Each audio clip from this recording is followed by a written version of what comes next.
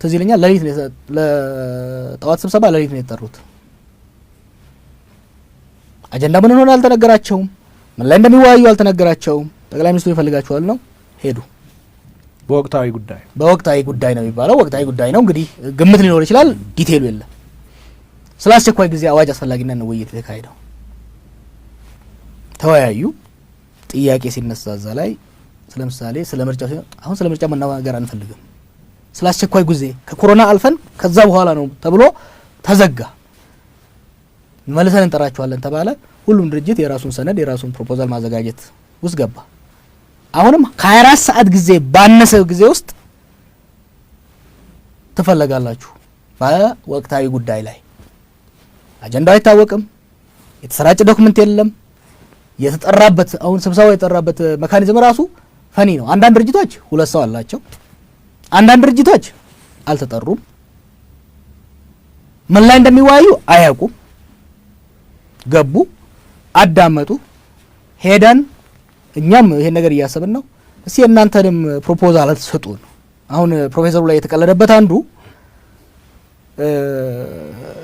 ቻይልድሽ የሆነ ቅድም ልደቱ ሲለሆነ ነበረ በመለስ ስንጠላው የነበረ ራስን ከፍ አድርጎ ኮፍሶ የማሳየት ሂደት ፕሮፌሰሩ የጠየቀው ኦኬ አቀረባችሁልን አምጡ የእናንተን ምን እኛም የእናንተን እንሰጣለን ነው እንጂ አልተ ለመዘጋጀት እድል ሳይሰጥ አጀንዳ ሳይነገር ስብሰባው የሚሄድበት ፕሮቶኮል ራሱ ሳይቀመጥ የሚደረግ አይነት ሂደት አንደኛ አለመተማመንን እያሰፋ ነው የሚያጣው። ሀገርን ሲሪየስሊ እንዳንወስድ እያደረገ ነው የሚመጣው። አሁን እዛ ላይ ያነሱት አንድ ነገር እናንሳው፣ ስለ ውጭ ሀገር ወረራ ስለ ሌላ የተነሳው የውጭ ሀገር ወረራን የሚመጣ ከሆነ ጠንካራ የፖለቲካ አንድነት መኖሩ ዲተረንስ ነው በራሱ። ጦርነቱ እንዳይካሄድ ራሱ ጠላት እንዳይደፍር ራሱ የፖለቲካ ስምምነት በፖለቲካ አመራር መካከል በድርጅቶች መካከል ሽኩቻ ለመኖርና መስማማት መደማመጥ መኖር ለጠላት ቅስሙን ይሰብረዋል ጦርነቱ ሳይጀምር።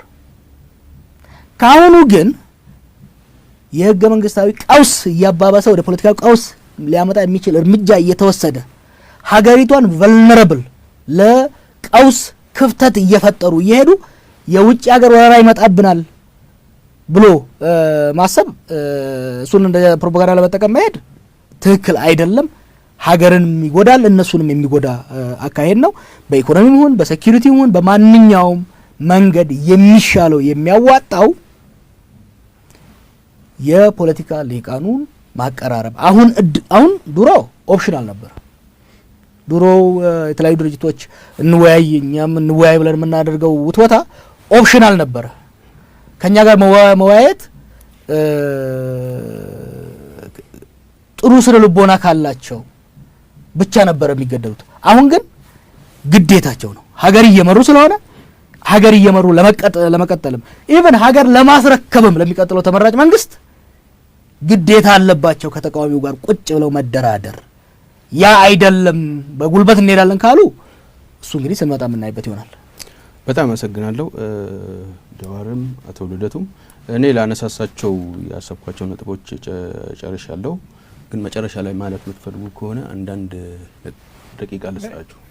አቶ ልደቱ በጉዳዩ ላይ ሁሉም ነገር ተብሏል። አንድ ነገር ለማለት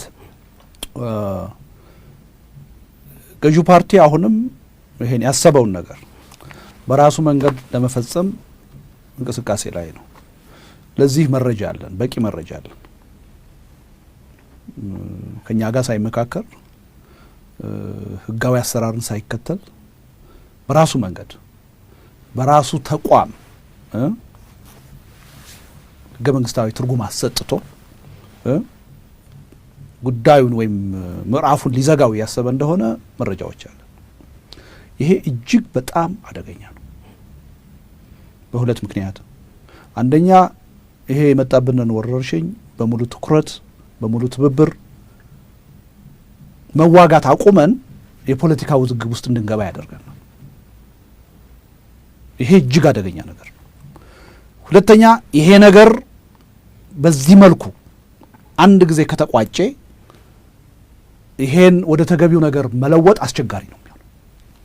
ስለዚህ ከመወሰኑ በፊት ነው ጥንቃቄ የሚያስፈልገው። ስለዚህ ጀዋርም ቅድም ብሎታል፣ መስከረም 30 መንግስት ናቸው ብለን ተቀብለናል። የፖለቲካ ቀውሱ ግን ከዛ በፊት ሊከሰት ይችላል። ስለዚህ ይሄን ውሳኔ በመወሰን አገሪቱ ውስጥ ሊመጣ የሚችለውን ማንኛውንም ችግር ኃላፊነት የሚወስደው መንግስት እንደሆነ ማወቅ አለበት።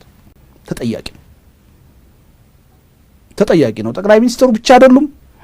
አጠቃላይ የመንግስት መዋቅር ይሄን ውሳኔ በጥድፊያና አግባብ ባልሆነ መንገድ 27 ዓመት በተለመደው መንገድ ወስነው ውሳኔውን ተከትሎ እዚህ ሀገር ለሚመጣ ቀውስ ሁሉ ተጠያቂዎቹ እነሱ ናቸው። ያለ ምክንያት አይደለም ጠቅላይ ሚኒስትሩ ብቻ አይደሉም ያልኩት። እየተሰበሰበ የሚወስን ማንኛውም ባለስልጣን ነገ ተላላኪ ነበርኩ እኔ እኮ መወሰን አልችልም ሊል አይችልም። ይሄ ቀልድ ነው። ስለዚህ እኔ ሊሰመርበት የሚገባው ጉዳይ ወደዛ አይነት የተረጋጋ ስምምነት እስከምንደርስ ድረስ እንደዚህ አይነት ውስጡን በዚህ ጉዳይ ላይ የተቻኮለ ውሳኔ ለመስጠት የሚደረገው ጥረት መቆም አለበት። በቂ ኢንፎርሜሽን አለ። ይሄን ለማለት ነው የምፈልገው። በጣም አመሰግናለሁ። ተወለደቱ ጃዋር የመውጫ ነጥብ እኔም ማለት የምፈልገው ይሄን ለውጥ ለማምጣት ከፍተኛ መስዋዕትነት ተከፍሎበታል። እንደ ግለሰብም በውስጡ ሲሳተፍ ነበር። ያ ወጣቶች መስዋዕትነት የከፈሉለት የዛሬ 2 ዓመት ህዝባችን ከዳር እስከ ዳር ለሀገራችን አሁን እድል ተከፈተላት። ከመተላለቅ በእስር ቤት ሰው ከመበስበስ ከስደት ኑሮ የሀገሬ ዜጎች የሀገሬ ልጆች ፖለቲካ ልዩነታቸው እንዳለ ሆኖ ተከባብረው ሀገር የሚገነቡበት እድል መጥቷል። ከነ መንግስቱ ንዋይ ዘመን ጀምሮ እዚህ ሀገር ውስጥ ህዝባዊ ዲሞክራሲያዊ ፍትሃዊ ስርዓት ለመገንባት በሚሊዮን የሚቆጠር ህዝብ ረክፏል። ፋይናሊ ይሄ እድል መጣ። በጣም ይገርሙኛል እኮ ዲያር ላኪ ከዚህ በፊት የነበሩ ለውጦች የነበሩትን ስርዓቶች እየደረመሱ የመጡ ናቸው። ይሄኛው ግን 27 ዓመት በህዝብ ላይ በደል ሲያደርሱ የነበሩ ሰዎች ከነሱ ውስጥ የተሻሉት ሊሆኑ የሚችሉት ይቅርታ ተደርጎላቸው ተረስቶላቸው እሺ አሸጋግሩን ተብለው እድል የሰጣቸው ናቸው። ያን እድል አልተጠቀሙበትም፣ አልተጠቀምንበትም ባለፈው 2 ዓመታት። አሁን የመራራ ዲቫይን ኢንተርቬንሽን የሚሆን ዋትኤቨር እድል ተፈጥሯል። እድል ብቻ ሳይሆን ግዴታ መጥቷል። ውዴታ አይደለም ይሄ ለህዝብ ለማሰብ ለፓርቲ ለማሰብ ሳይሆን ግዴታ መጥቷል። መስከረም 30ን በአንድ ሰዓት ማሻገር የማይችል ግዴታ መጥቷል።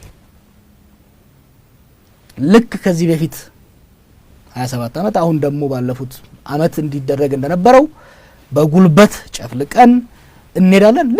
ሊጨፈልቁ ይችላሉ፣ ሊያስሩ ይችላሉ፣ ሊገሉ ይችላሉ፣ ብዙ ነገር ማድረግ ይችላሉ። ግን ማወቅ ያለባቸው ተቃዋሚውን ብቻ አይደለም ማየት ያለባቸው፣ የኢትዮጵያን ህዝብ ብቻ አይደለም ኮሮናን ማየት መቻል አለባቸው። ኮሮናን ተቋቁመው ለመሄድ በሀገር ውስጥ ከፍተኛ የሆነ የህዝብ ትብብር፣ ህዝብ ከመንግስት ጋር መተባበር አለበት። የፖለቲካ አመራሩ የተቃዋሚ አመራር ከመንግስት አመራር ጋር መተባበር አለበት። የክልል አመራር ከፌደራል አመራር ጋር መናበብ መተባበር አለበት። ጥርጣሬ፣ ቁርሾ፣ መገፋፈት፣ መጠላለፍ ከመጣ አደጋው ምክንያቱም ኮሮናን የመዋጋት የመጀመሪያው ኃላፊነት በመንግስት ላይ ነው። መጀመሪያ የሚከስረው መንግስት አንድ፣ ሁለተኛ ኮሮና ይዞት የመጣው ከፍተኛ የሆነ ፖለቲካዊ ከዛም የበለጠ ኢኮኖሚያዊ አደጋ ይዞ ይመጣል። ኮሮና ብቻ ሳይሆን ከኮሮና በኋላ የሚመጣው ሪከቨሪ ከፍተኛ የሆነ የውጪ ድጋፍ ያስፈልጋል። ህገ መንግስታዊ ቅቡልነት የሌለው መንግስት ከውጪ ሀገር ጋር እንደ ዱሮው እርዳታን ብድርን አምጥቶ እድሜውን የሚያራዝምበት ጊዜ አይኖረውም። ስለዚህ መንግስት ላይ ያሉ ጠቅላይ ሚኒስትሩ ብቻ አይደሉም፣ ሁሉም እስከታች ያሉት በተለይ ደግሞ በላይ ያሉት አመራሮች ረጋ ብለው ቆም ብለው ማየት መቻል አለባቸው። ይሄ አሁን እየተደረገ ያለው ችኮላ ለነሱም ለሀገርም ጥቅም የለውም። እንወያይ። ውጤቱ እነሱ እንደሚፈሩ ላይሆን ሁሉ ይችላል። እኔ እስከማውቀው ድረስ ስልጣን ከነሱ ቀምቶ እነሱን ሌላ ጋር አድርጎ መሄድ የሚያስብ ፖለቲካል ፓርቲ ሁሉም ፖለቲካል ፓርቲዎች አናግራቸዋለሁ። እኔ የለም እንደዛ። ሁሉም ለሀገር በሚጠቅም መልኩ ማሻገር ይፈልጋል። ይሄን ለማድረግ ውይይት ያስፈልጋል፣ ድርድር ያስፈልጋል። በሰከነ መልኩ